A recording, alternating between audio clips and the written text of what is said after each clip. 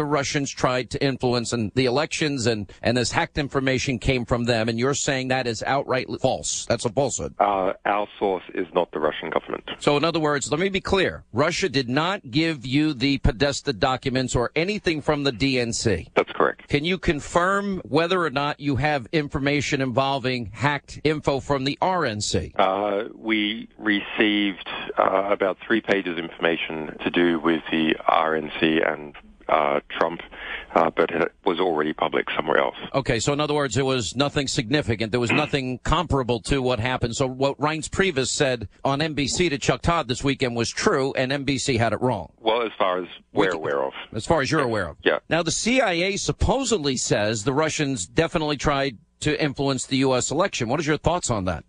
I think it's very interesting. The key quote for us is from James Clapper on the 17th of November. James Clapper is the head of the DNI. He's the Director of National Intelligence, who oversees all 17 U.S. intelligence agencies.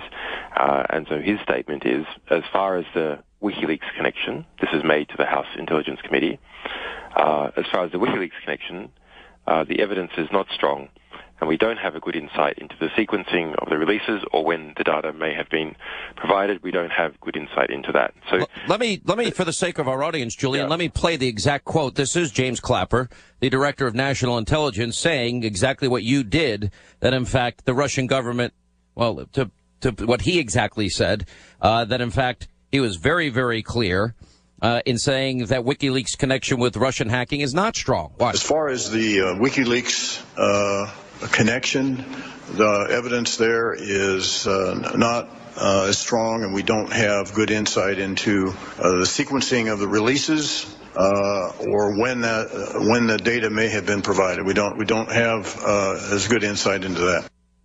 So that confirms exactly what you're saying.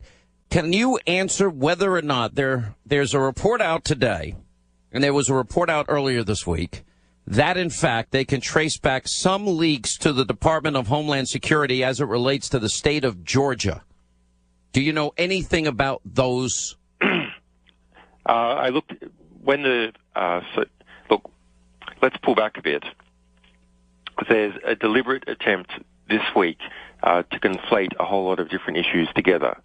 It seems to be as a desire, an extremely dangerous and foolish desire to flip members of the U.S. Electoral College around into getting up John Kasich or Hillary Clinton on the 19th. Mm-hmm. It's foolish because it won't happen. It's dangerous because the argument that it should happen can be used in 4 years' time or 8 years' time for a sitting government that doesn't want to hand over power. And that's a very dangerous thing. There's Clinton-aligned PACs putting out ads with lots of celebrities trying to push these electors to do it. So how are they rhetorically going about it? Well, there's our publications that did make significant influence during the election. Lots and lots of Americans took them up, read them, analyzed them, forwarded them to each other. It was the most discussed topic, according to Facebook, throughout October. Okay, but then we have U.S. intelligence saying they don't know how we got our stuff or when we got it, and us saying we didn't get it from a state. Then there's hacking of various systems that have occurred. Okay, presumably to get intelligence. The Israelis do it, the Russians do it, the Chinese do it, the French do it every year and every election cycle to understand what policies are. So it's no surprise at all that there's record of Russians or others hacking a lot of these systems. Let me put the question. Intelligence collection. Let me put this a different way. The state of Georgia in the United States, the Secretary of State there now confirms 10 separate cyber attacks on its network that were all traced back to the U.S. Department of Homeland Security addresses. Do you know anything about that? I don't know about this specific case, but the state hacking I do know about because I followed it when it first came up in the original FBI report. Look, these are about election voter registration systems, not vote counting systems. Right. It seems to be just basic identity theft. If you read what the DHS said at the time, it said that it looked like these were going to be sold online in black markets. Is the FSB going to be selling voter registration records online in black markets? No, of course. It's almost overwhelmingly likely that it is just identity theft. Let me ask you this. As far as the DHS attacks are concerned, that could be a number of things. It could be the DHS just testing security, and then people using the logs of those tests, or rather misusing them, to try and claim that there's been attempted hacks of these systems. Well, I certainly respect, and by the way, it is important to point out some of your history. When you were 16 years old, you did hack into NASA. You did hack into the Department of Defense, and I believe one other agency. Is that true? There's a number of books saying that. Okay. So there's a pretty good chance it might be true. Never been charged for that. I would like to keep it that way. Yeah, that's true. Maybe the statute of limitations has moved on. I think it has, actually. I have said that there are two things that America needs to take from you and some of these other high-profile cases, and one is there's proof positive that we don't really have cybersecurity at a level we need for a country that is so actively involved in intelligence and influencing world events, etc. So you've done us a favor, because now we could fix the problem if we so desired, but in all the years President Obama's been in office, he did nothing to fix it. The second thing that I think you did for America, which I think is very important, is you exposed how corrupt our government is, and I'll get to that in a second. Without revealing your sources, would it be fair to say that the information as it relates to WikiLeaks and John Podesta's emails came from within the United States to you? We have said it has not come from a state party. We know where it came from originally, of course. It's John Podesta, it's from the DNC, etc. There's been no claim that has been held up, it's not even maintained anymore, that any of the information has been modified or is fake. So you can't confirm or deny if this information came from within the United States? We're unhappy that we felt that we needed to even say that it wasn't a state party. Normally we say nothing at all. But we have a conflict of interest. We have an excellent reputation and strong interest in protecting our sources, and so never saying anything about them, never ruling anyone in or anyone out. We sometimes do it. We don't like to do it. We have another interest, which is maximizing the impact of our publications. Let me ask you this then. So here, in order to prevent a distraction attack against our publications, we've had to come out and say, no, it's not a state party. Stop trying to distract in that way. Pay attention to the content of the publication. So in other words, when you say state party, it wasn't another state like Russia or some other country. Correct. Let me ask you about WikiLeaks, and I think this could shake up the political world. Is it true, an email sent in July of this year that you have that describes how funds could be diverted from the Clinton campaign to the super PACs of Jeb Bush, Carly Fiorina, and John Kasich, specifically document number 1078645, and it reads, JBCFJK PACs will be noticeably silent for the rest of the campaign. Each will receive a significant allowance from advertising budget. HRC, Hillary is in the loop and talked to all three personally, eyes only. Is that a legitimate? I don't have that in front of me. We have published nearly 100,000 documents. So, I mean, I have seen references to things like that. I don't recall seeing an eyes-only phrase. Do you recall any quid pro quo as it relates to Senator Lindsey Graham that he would get some assistance merely, in other words, when he ran for re-election for the Senate, I believe, in 2020? I don't know. Lindsey Graham is in the Podesta emails. Yes. All right. Well, that's something that maybe, hopefully, over time we'd be able to follow up on. I have so many more questions for you. Let me ask you a couple of these. Do you think the president knows, as you do, that the source was not Russia for WikiLeaks? And I think it's important to point out that for over 10 years, WikiLeaks has never been proven wrong, not one single time. Do you believe the president is purposefully advancing this for political purposes to delegitimize Donald Trump? Yes. It's clear if you look at the statements by James Clapper. He also made an earlier statement that the U.S. intelligence is not aware of when we received material or how.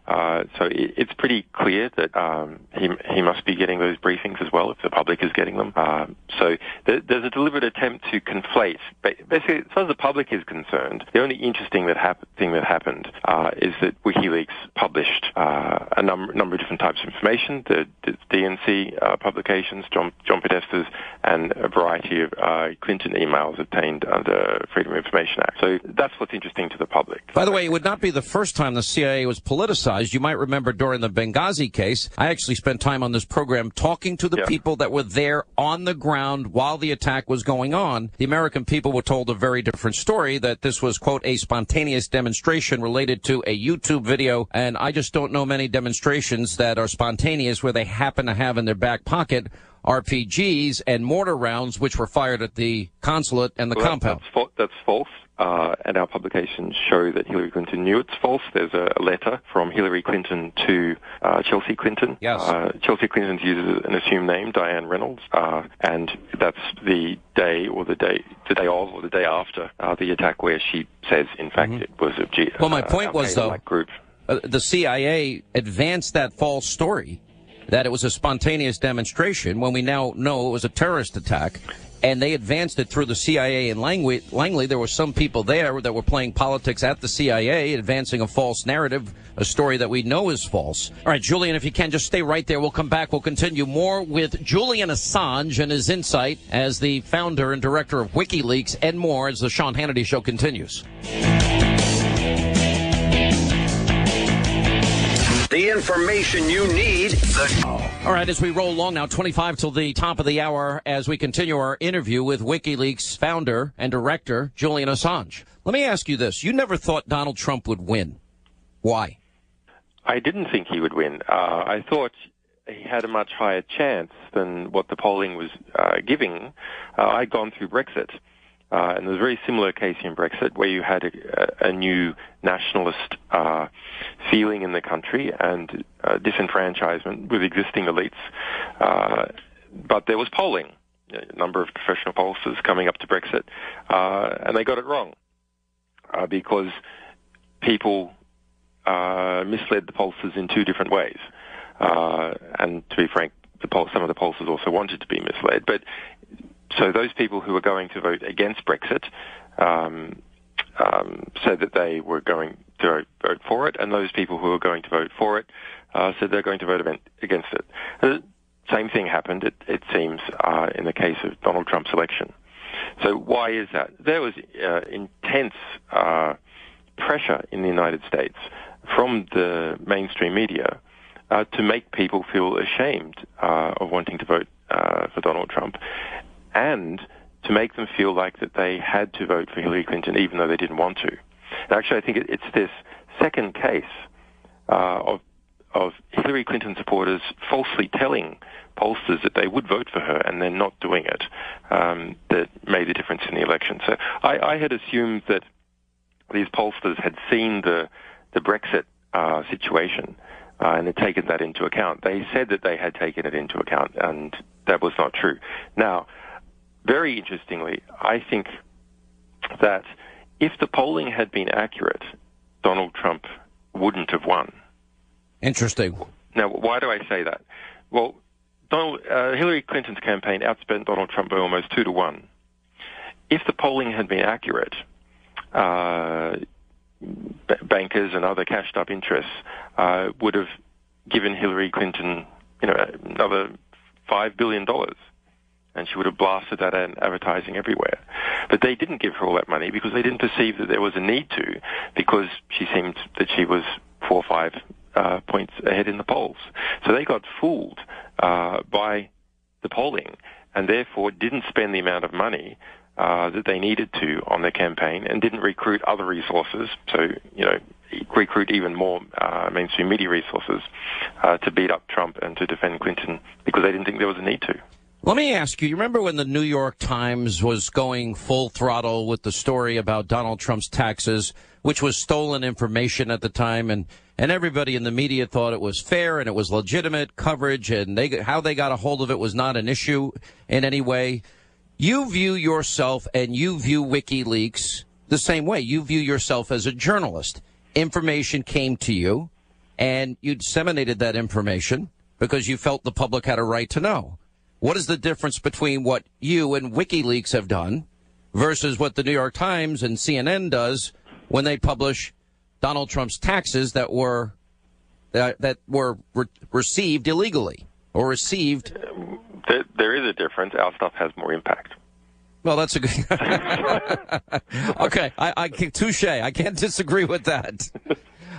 Very good point. But in other words, you do view WikiLeaks. One of the things in the conversations that I've had with you, both on radio and TV, is how important it is for you to maintain a perfect record and not get anything wrong in terms of the information that you acquire, that you release. You want it to be right, and so far you've been right every time. So far, we've been right since we were founded a decade ago. Yeah, it's a very valuable thing to have that perfect record. It's also a curse because we have to work so hard to keep it. Understood. And my big fear 10 years ago, which you and I discussed the last time you were on my radio show, when I wanted you arrested, I said, because I felt you would release potential information that would result in methods and people potentially dying, because there is so much in terms of covert operations, people working undercover. You purposely choose not to publish that information, correct?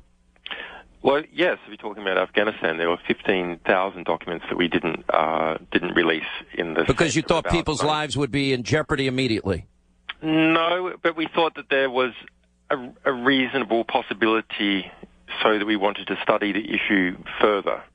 So we didn't think that people's lives would definitely be in jeopardy, but we weren't sure, so we wanted to hold things back till we understood it. Yeah. All right. I have a lot more questions for you. Let me ask you a few of these, because I think this is very important for our audience to fully, completely grasp and to understand. So you only had 3 pages on the RNC. Do you think the media in the U.S. is trying to scapegoat you, and what message do you have for them? That, in fact, the Russians... They're increasingly not very important. So true. I think Trump has even made this statement. I mean, they're a paper tiger in this election, and the new publications on the internet, one can get pretty directly to the people. So these old press are less important, and the degree of bias they've been showing during the electoral process, and it has come from both sides, but I suppose particularly the liberal press. Readers see that. They feel it. They don't like being lectured to or told what to do, and they rebel against it. I think this is the other reason why Trump won that no one's speaking about, which is that kind of hectoring from the liberal media in the United States, and the type of advertising that Hillary Clinton was putting out really turned people off, because it seemed like those people who already had a lot of social power were telling you what to do. And so you wanted to do the opposite. How easy, from your assessment, as somebody that has been involved in this most of his adult life now, how secure, if you were to give a grade of 1 to 10, 10 being the most secure, how secure is America's agencies, American government, America's secrets? Everything is almost completely insecure now. The computer systems have become so complex that it is not possible to understand all the parts, let alone secure them. It is just impossible. So, and that goes for individuals as well as the government? It goes for all of us, yeah. Yeah. Do you think there could be a separate operation within the Russian government, separate and apart from the information you have at WikiLeaks? Okay, so this is interesting. There's a conflation between the three things. WikiLeaks publications, and I've told you what James Clapper says about them, that they can't see how the Russians transfer them to us, etc. That had the impact everyone's talking about. Alleged hacks of the U.S. voting system. You just mentioned the DHS, for example, and other publications appearing on the internet that basically almost no one has heard of. They didn't have any impact in the election. In fact, might have had the opposite impact. So in this last category, there's a site called DC Leaks and a WordPress site run by a guy calling himself Guccifer 2. Now, who are behind these, we don't know.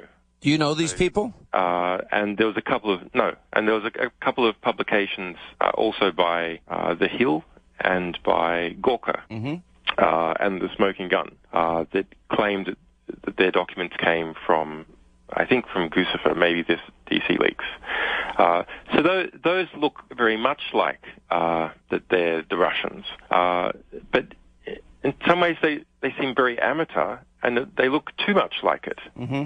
And so this is what, far from me to quote John Bolton, who I think should be executed or something, but he has said correctly that if something looks so much like that it is meant to be the Russians, then maybe someone wants you. Just think that's such a good point. Let me ask you about Craig Murray, former British ambassador to Uzbekistan, an associate of yours. He was quoted in the Daily Mail that he flew to Washington, D.C. for the emails. He claimed he had clandestine handoff in a wooded area near American University with one of the email sources. And the leaker's motivation was, quote, disgust at the corruption of the Clinton Foundation and the tilting of the primary election playing field against Bernie Sanders. And he said the source had legal access to the information. The documents came from inside leaks, not from hacks. Yeah, we don't comment on sourcing. Craig Murray is a former UK ambassador. He is a friend of mine.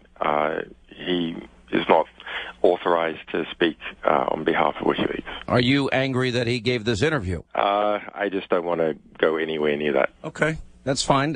But can I ask the question in a roundabout way without being annoying? I'm not trying to be annoying here. Is it much more likely that would have happened versus the Russians? I don't want to be drawn on this. Okay. We have to protect our sources. Understood. So I can't be drawn on it. Okay. When were you first alerted that someone had hacked these documents of Podesta? That's an interesting question. Trying to cast my mind back. They took a while to prepare.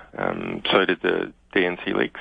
So do other publications. It's quite a lot of work, verifying them, formatting them, indexing them, understanding them. But for the same reason of making it hard for authorities to track when our sources have communicated with us, we don't like to mention precisely when we've obtained things. Yeah, so there really is no evidence at all, and everyone's saying that the Russians has done this. Let me ask you whether, in the Manning case, yeah. Was that a Russian attempt at undermining the Bush presidency with, war logs giving liberals what they needed to erode in terms of the GOP and support and pave maybe the way for Barack Obama to win an election? Well, we're such sticklers for this kind of thing. We've never said that Chelsea Manning is one of our sources. At trial, they have said that they are. But even if someone is arrested and convicted, and even if they were to plead guilty, we still don't say whether they're one of our sources or not, because someone in such a situation is under, you could argue, is under some kind of form of duress. Let me ask you one last question for those, especially in the media, that will pick up. There were no allegations at his trial that he was working for the Russians. Let me ask you a question about your motivation, because in a private conversation we once had, without divulging the nature of that conversation, you said to me, I am a journalist. I get information that you think the public needs to know. You said to me you have no interest in information about private citizens, for example. Yes. And that you think what you have discovered exposes, for example, I think if there were any good reporters in America, they would have taken the WikiLeaks information that I put up on a TV screen every night and I read on my radio program on 550 stations every day, and they would have taken the issue of how corrupt our media is, how corrupt the Clintons were, and they would have made this would have been a case bigger than Watergate. But for whatever reason, they've gone into this mode where they don't claim you're a journalist, that you're a traitor, and that divulging this information was only political. But I do believe if it was a Republican, they would have been singing your praises day and night. What do you want Americans to know about what your motives are? Well, WikiLeaks has been going for 10 years. We specialize in obtaining information which has been suppressed from the public that is of political or historical importance, understanding it, analyzing it, publishing it, protecting our sources, encouraging interaction with the public. And that educates everyone, and they can decide how they want to live their lives accordingly. And we've won a lot of awards for that, a lot of journalism awards. I've won the equivalent of the Pulitzer Prize in my own country, Australia, the Walkley Award. Sure. Our other journalists have won the top journalism prize in their country three times, in the case of Kristen Frapson. So we're pretty good at this. We have a perfect record. No, I think you're pretty good. We have a pretty big impact, as you will have seen. I think you had a huge impact on this election, and it angers Democrats. Would you have published the same thing if it was about Donald Trump? Absolutely. Yeah, no problem doing that. And presume, if Donald Trump makes a lot of enemies on the inside in his time in office, then he could well face the same thing in 4 years' time. By the way, that is the best indication that this did not come from the Russians. I don't think you meant to say that. But listen, Julian, I do appreciate your time. I do think you had an impact, but I do think we got to see a glimpse of how corrupt the nature, the institutions of American government and our political system are. It's actually frightening to me. It is frightening. I think I love our publications. They're so rich, and you can get a very direct understanding of the power networks that exist in DC and with the media and so on. At the same time, yes, they're disturbing. Once you know what's going on, then you can do something about it. And that was my argument about why I think America owes you a debt of gratitude for that and for the exposing that we have no cybersecurity. Julian, I've taken way too much of your time. Thank you so much for being with us. We really appreciate it. We hope you'll come on TV soon. Thanks, Sean. Bye-bye. Take care. 800-941-SEAN, our toll-free telephone number. It seems to be, as a desire, an extremely dangerous and foolish desire, to flip members of the U.S. Electoral College around into getting up John Kasich or Hillary Clinton on the 19th. Mm-hmm. It's foolish because it won't happen. It's dangerous because the argument that it should happen can be used in 4 years' time or 8 years' time for a sitting government that doesn't want to hand over power. And that's a very dangerous thing. There's Clinton-aligned PACs putting out ads. The Russians tried to influence and the elections, and this hacked information came from them, and you're saying that is outright false. That's a falsehood. Our source is not the Russian government. So in other words, let me be clear. Russia did not give you the Podesta documents or anything from the DNC. That's correct. Can you confirm whether or not you have information involving hacked info from the RNC? We received about 3 pages of information to do with the RNC and Trump, but it was already public somewhere else. Okay, so in other words, there was nothing significant. There was nothing comparable to what happened. So what Reince leases or when the data may have been provided, we don't have as good insight into that.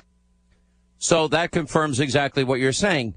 Can you answer whether or not there's a report out today, and there was a report out earlier this week, that, in fact, they can trace back some leaks to the Department of Homeland Security as it relates to the state of Georgia? Do you know anything about those? I looked when look, let's pull back a bit. There's a deliberate attempt this week to conflate a whole lot of different issues together. Previs said on NBC to Chuck Todd this weekend was true, and NBC had it wrong. Well, as far as we're aware of. As far as you're aware of. Yeah. Now, the CIA supposedly says the Russians definitely tried to influence the U.S. election. What is your thoughts on that? I think it's very interesting. The key quote for us is from James Clapper on the 17th of November. James Clapper is the head of the DNI. He's the Director of National Intelligence, who oversees all 17 U.S. intelligence agencies. And so his statement is, as far as the WikiLeaks connection, this is made to the House Intelligence Committee, as far as the WikiLeaks connection, the evidence is not strong, and we don't have a good insight into the sequencing of the releases or when the data may have been provided. We don't have good insight into that. So let me, for the sake of our audience, Julian, let me play the exact quote. This is James Clapper, the Director of National Intelligence, saying exactly what you did, that in fact the Russian government, well, to what he exactly said, that in fact he was very, very clear in saying that WikiLeaks connection with Russian hacking is not strong. Why? As far as the WikiLeaks connection, the evidence there is not as strong, and we don't have good insight into the sequencing of the